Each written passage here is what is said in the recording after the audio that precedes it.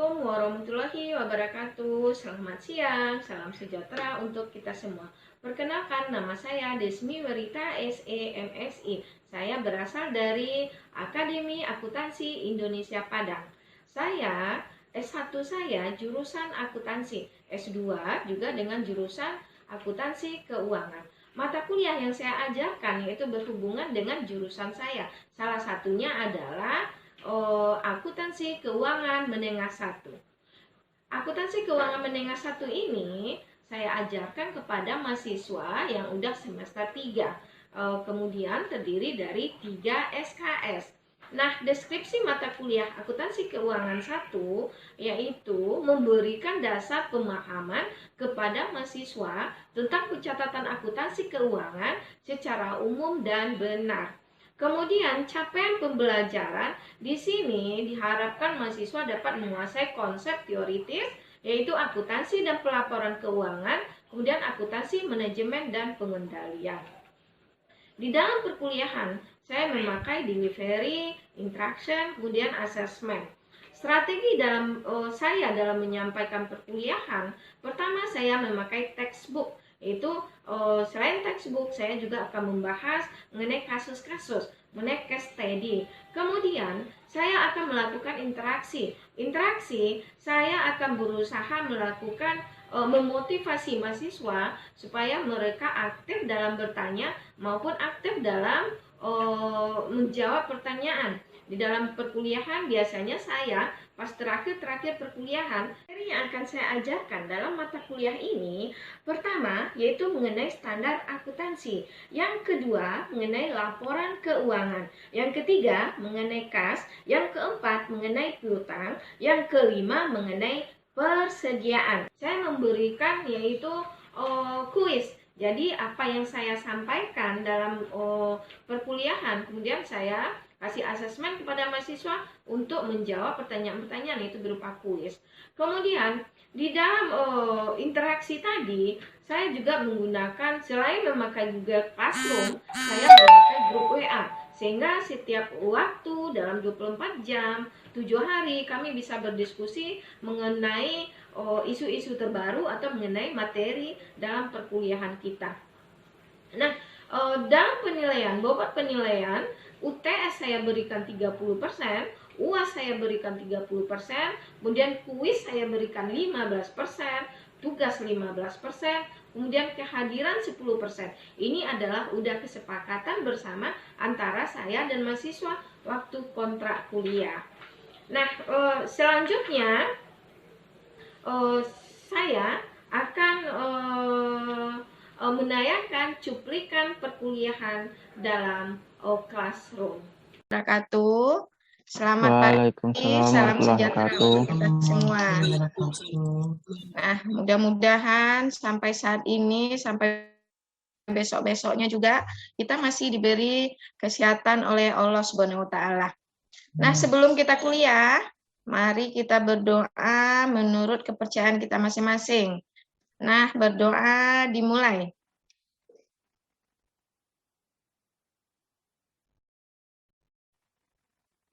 Sudah selesai. Topik kita hari ini yaitu mengenai laporan keuangan. Nah, masalah laporan keuangan ini Ibu sangat yakin sekali ya. Anak-anak Ibu sambil pejamkan mata dia udah pasti tahu laporan keuangan. Apalagi anak akuntansi ya. Ini adalah basic kita anak akuntansi. Sekarang anak-anak Ibu 3 ya. Kemudian nanti lanjut S1, S2 hasil. Nah, sekarang kita masuk aja kepada materi kita ya, laporan keuangan. Nah, Bang Rizky silakan Bang, di-share bahan kita. Nah, laporan keuangan.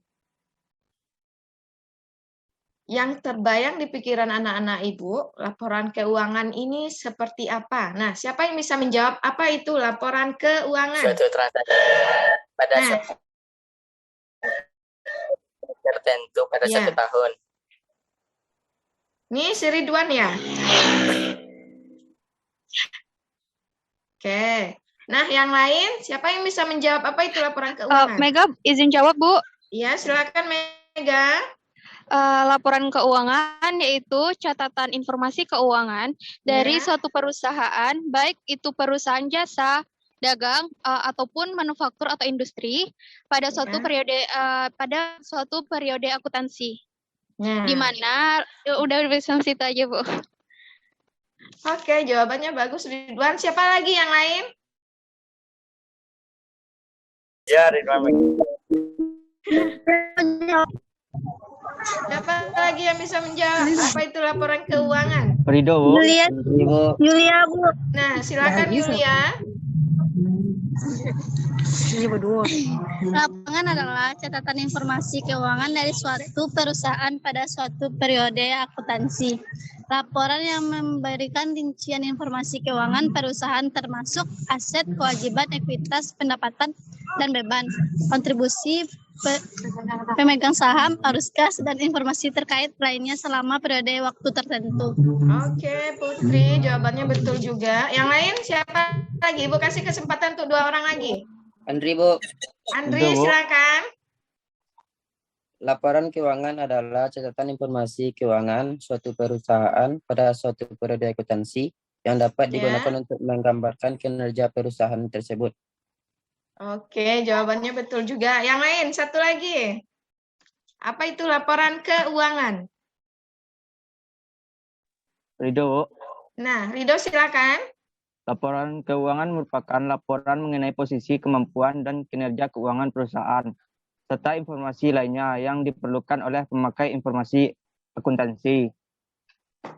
Oke, berarti Ibu senang sekali ya, anak-anak Ibu di lokalnya udah pintar-pintar. Belum Ibu jelaskan lagi, udah paham dia apa itu laporan keuangan. Oke, sekarang kita buka apa sih laporan keuangan itu. Nah, next Bang Rizky, laporan keuangan itu adalah laporan keuangan yang menggambarkan tentang, pertama itu posisi keuangan. Nah, yang sebelumnya Bang Rizky, laporan posisi keuangan. Sekarang disebut dengan neraca. Kemudian yang menggambarkan tentang kinerja. Kinerja itu adalah laporan laba rugi. Kemudian laporan keuangan itu menggambarkan tentang yang sebelumnya Bang Rizky. Yang laporan keuangan adalah, nah yang setelah ini. Yang sebelumnya lagi. Sebelumnya, nah ini dia. Laporan keuangan adalah, ini yang udah dijawab sama anak-anak Ibu tadi, yang udah betul semuanya ya, adalah merupakan laporan mengenai posisi keuangan. Posisi keuangan ini digambarkan dengan laporan posisi keuangan atau neraca, kemudian kemampuan dan kinerja keuangan. Ini digambarkan dengan laporan laba rugi, serta informasi lainnya yang diperlukan oleh pemakai informasi akuntansi. Semuanya pasti udah paham ya. Nah, sekarang kita bahas dulu yang pemakai informasi akuntansi itu siapa? Siapa-siapa saja pihak-pihak yang berkepentingan untuk mengetahui laporan keuangan suatu perusahaan. Nah, sekarang Ibu tanya lagi. Kira-kira anak-anak Ibu tahu enggak? Laporan keuangan suatu perusahaan ingin diketahui oleh siapa? Nah, siapa yang bisa menjawab? Dia di sini kita bagi dua, ada pihak eksternal, ada pihak internal. Kalau internalnya seperti yang ada di dalam perusahaan ya, seperti manajernya, pihak manajemennya, karyawannya. Nah, sekarang pihak eksternal. Siapa yang tahu siapa-siapa pihak eksternal yang membutuhkan laporan keuangan kita ini? Investor, Boleh dijawab. investor, Boleh. Kreditor, investor, pemerintah. kreditor. Investor. Terus, apa lagi? Masyarakat, Bu. Masyarakat. Pemasok, Pemerintahan, Bu. Pemerintah. instansi pemerintahan, Ya, Para pemegang saham, Bu. ya. Auditor juga. Nah, ini juga anak-anak Ibu udah paham ya. Cuman sekarang yang Ibu tanya, apa sih kepentingannya bagi pemerintahan mengenai laporan keuangan suatu perusahaan? Apa kepentingannya bagi dia? tujuannya Bu, Ya, memberikan informasi tentang jenis dan jumlah aktiva harta yang dimiliki perusahaan pada saat ini Bu. ya. Gunanya untuk Untuk biasanya untuk di bursa efek, Bu. Kayak Nah. penjualan saham gitu, Bu. Iya. Jadi kepentingannya bagi pemerintah untuk apa ini? Informasi tentang Napodo. Mendapatkan informasi. Ya, mendapatkan informasi untuk Catatan atas laporan keuangan. iya. Kegunaannya bagi pemerintah untuk apa ini? Dia ingin tahu mengenai laporan keuangan suatu perusahaan. Berkaitan dengan apa? Dengan pajak. Soalnya pendapatan negara kita sekian persennya, yang paling besar malahan ya, 75% berasal dari pendapatan pajak. Jadi kepentingan pemerintah dalam laporan keuangan suatu perusahaan adalah berkaitan dengan pemungutan pajak. Ya, itu kalau bagi pemerintah. Sekarang Ibu tanya lagi. Apa sih kepentingannya untuk kreditur? Nah, Ibu contohkan seperti ini. Misalnya Ibu mau minjam, kalau kreditur itu biasanya bank ya bank, pegadaian dan segala macamnya. Biasa kalau kita berhubungan dengan bank, nah, biasa kita kan mau minjam uang nih. Nah, pihak bank tersebut, misalnya Ibu mau minjam, pihak bank pasti memantau Ibu dulu. Dilihatnya kondisi keuangan Ibu, dilihatnya mengenai keadaan. Nah, kita kembalikan ke perusahaan. Kalau perusahaan mau meminjam uang, ya, ini bagi kreditur nih ya. Nah, sekarang Ibu tanya, apa sih kepentingan kreditur terhadap laporan keuangan suatu perusahaan?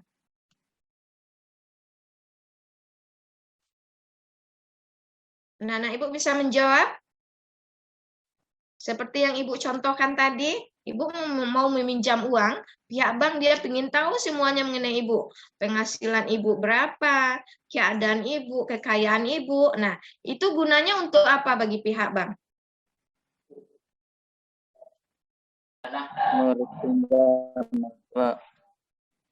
Untuk?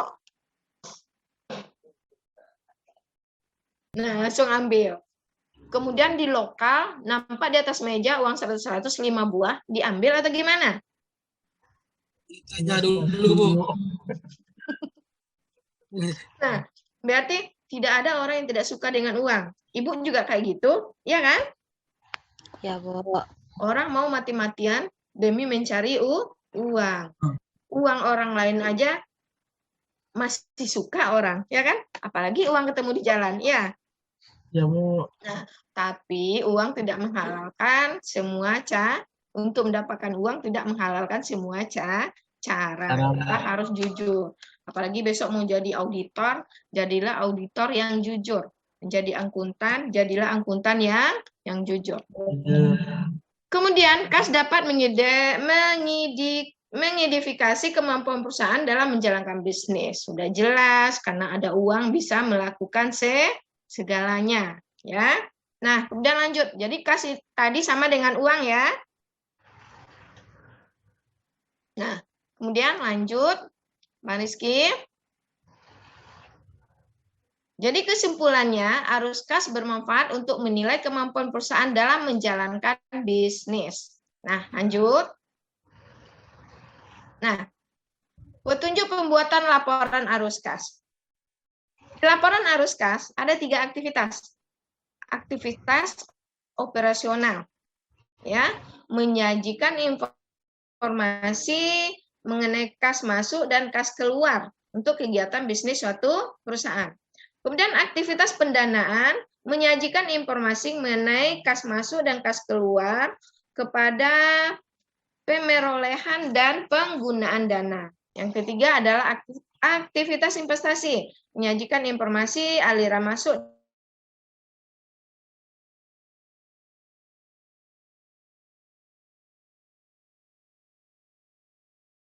kasut Bang Rizky. Lanjut Bang Rizky. Nah, kemudian yang terakhir, nah ini ada satu yang lupa ya, yaitu laporan keuangan yang kelima, itu mengenai catatan atas laporan keuangan. Nah, baru selesai. Anak-anak Ibu, sampai di sini dari yang Ibu jelaskan tadi, ada yang mau ditanyakan, silakan. Atau semuanya udah paham? Nah, tadi Ibu hanya bercerita, sekarang kita buktikan dengan contoh soal. Ya, di depan anak-anak Ibu udah ada catatannya sama pena? Sekarang Ibu bacakan aja soalnya. Ya, silakan ambil pena sama buku catatan. Ibu catatkan contoh soal.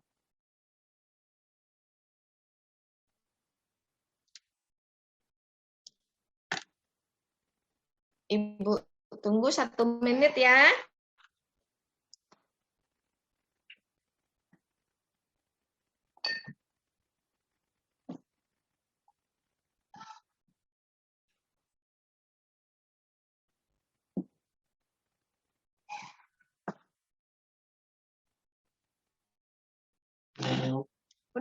Udah bisa kita mulai untuk mencatat soal. Udah, Bu. Udah. Andri, Untung, Fadel, Mega.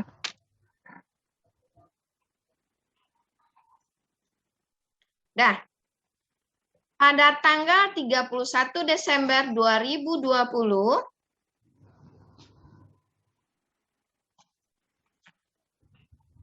pada 30 Desember 2020, perusahaan Saiful Ardi menyajikan data sebagai berikut.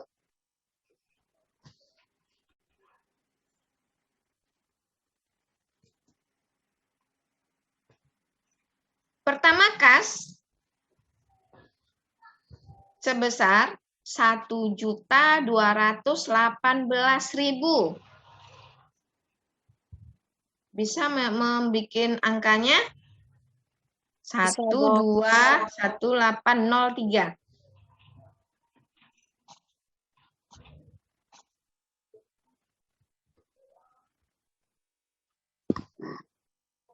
Oke, yang kedua, perlengkapan.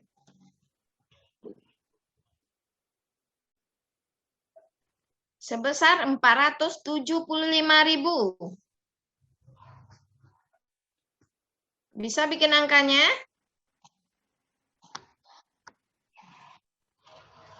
Ibu yakin kalau bikin uang-uang tidak ada yang salah, nak. Jadi kalau teman-teman Ibu ngomong yang jurusan lain, jurusannya akuntansi. Nah, kita dipanggilnya bos pipiran. Bos jawab piti diurang. Kita kerjaan kita kan ngitung-ngitung duit orang, ya kan?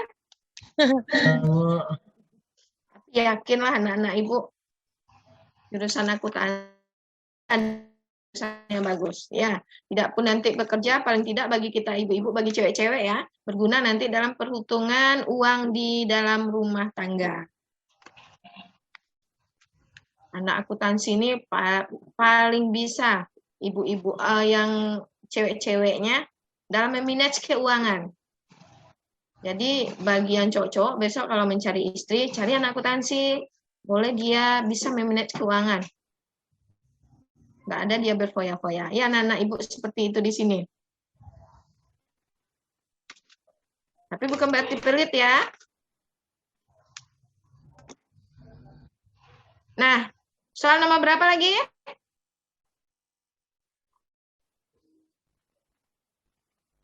Nomor 3. Ya. 27.600.000.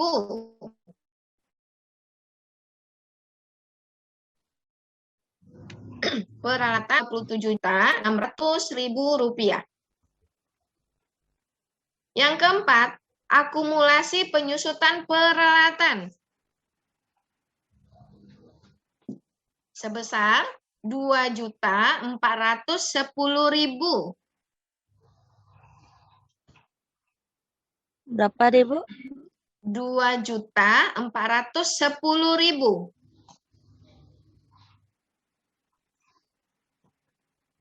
Dah. Lanjut yang kelima. Utang usaha. 1.365.000. 1.365.03. Lanjut ya. Yang keenam, modal Tuan Saiful Ardi sebesar 17.112.000. Modal Tuan Saiful Ardi 17.112.000. Berapa tadi, Bu?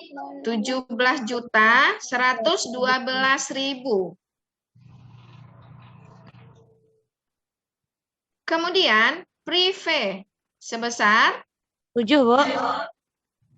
ya, yang ketujuh prive 1.250.000. Prive 1.250.000. Kedelapan, pendapatan jasa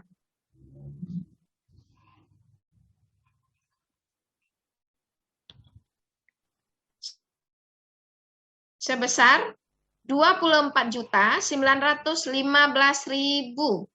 24.915.000.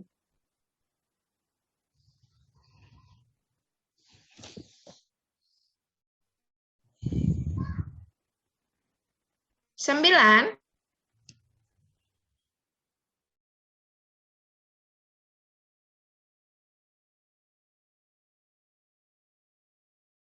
beban gaji 920.000. 7.920.000.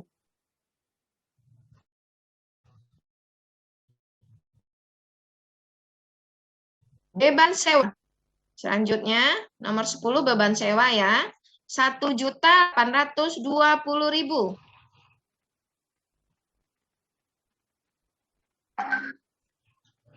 Selanjutnya, beban iklan. 1.115.000. 1.115.000. Kemudian, beban lain-lain. 794.000. Beban lain-lain sebesar 794.000. Kemudian nomor 13, beban perlengkapan. Beban perlengkapan sebesar 1.570.000.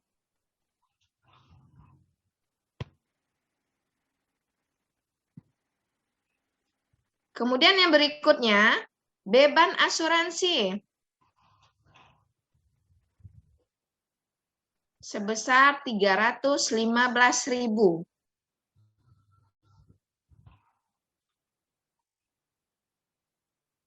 Kemudian yang berikutnya, beban penyusutan peralatan. Beban penyusutan peralatan sebesar 1.810.000.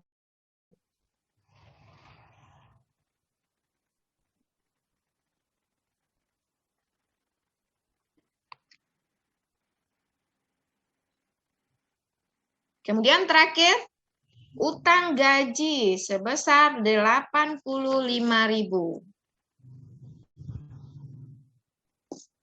Nah, jadi hasil 85.000 utang gaji. Jadi hasilnya semuanya totalnya yaitu 45.887.000. 45.887.000. Nah, pertanyaannya,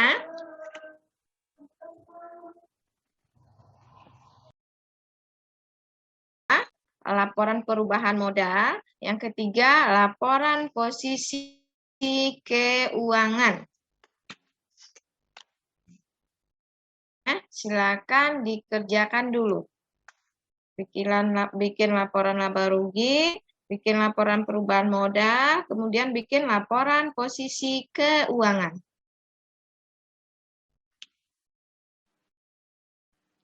Bu. Ya, Terus, Bu. yang mana Mega? 18.000.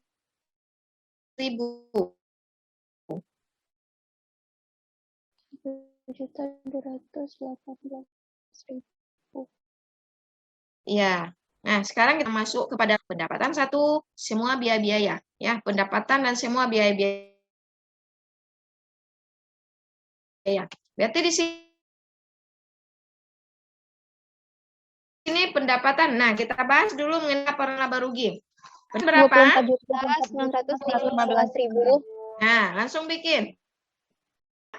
19.000. Kemudian apa lagi yang kita masukkan? Biayanya, Bu. Biaya-biaya. Berarti pendapatan jasa 24.915. Anak-anak Ibu tulis agak ke kanan dikit, kemudian beban-bebannya tulis agak ke kiri. Beban gaji 7.920.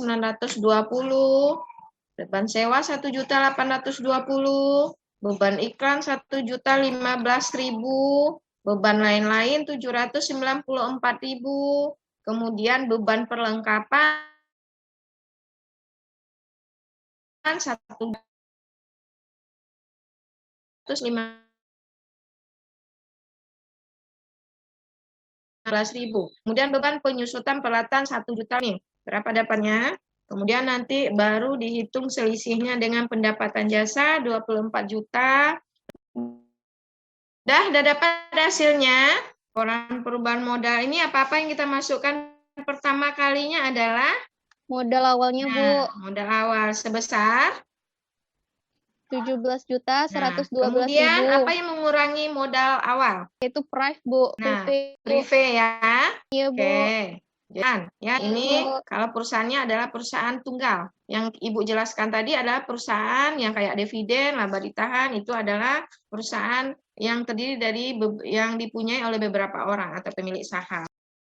Ya. Ditambah sama laba, habis itu dikurangi dengan prive. Dikurangi sama prive. Prive. Oke. Oh, Fada, bisa juga modal tadi dikurangi sama prive, kemudian masuk dia laba ditahan ya. Ya, Bu. Laba ditahan. Jadi kalau Ibu jelaskan tadi laba ditahan, ya, berarti untuk laporan keuangan untuk tahun berikutnya masuk dia kepada laba ditahan. Nah, yang lain paham? Nah, pertanyaan yang ketiga. Buatlah laporan posisi keuangan. Nah, silakan dibikin laporan posisi keuangan. Silakan kerjakan laporan posisi keuangan. Sudah, Bu. Sudah. Berapa dapatnya, Mega? 26.883.000, Bu. Balance kan? Balance, Bu. Oke, anak-anak Ibu yang lain gimana? Sama, Bu, 26.883. Oke, Feby, Kuntum, Andri, paham?